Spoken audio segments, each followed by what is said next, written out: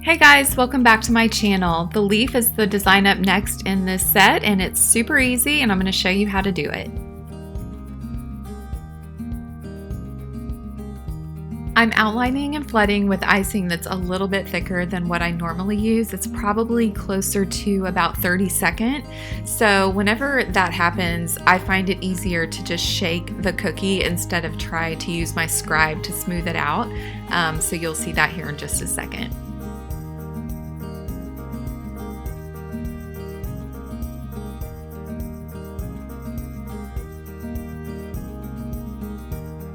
Here I'm using my scribe tool to just pop a few bubbles and then also sharpen up the points on the leaf.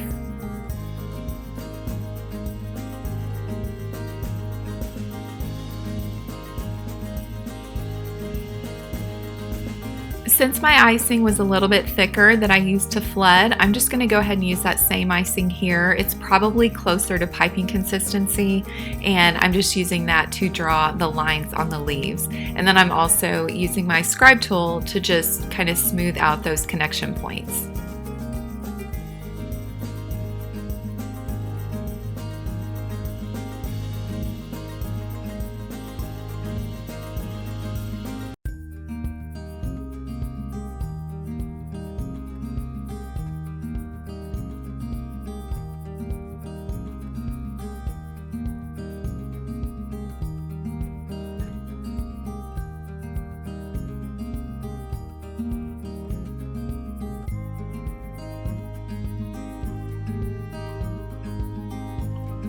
A question I get almost every time I use gold on my cookies is what liquid I use to thin down the gold dust, and I use Everclear. I've tested out a lot of liquids and that gives me the best result.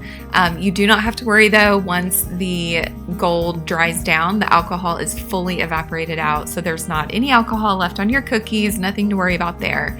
And I'm just using a Wilton paintbrush to splatter that onto the cookie.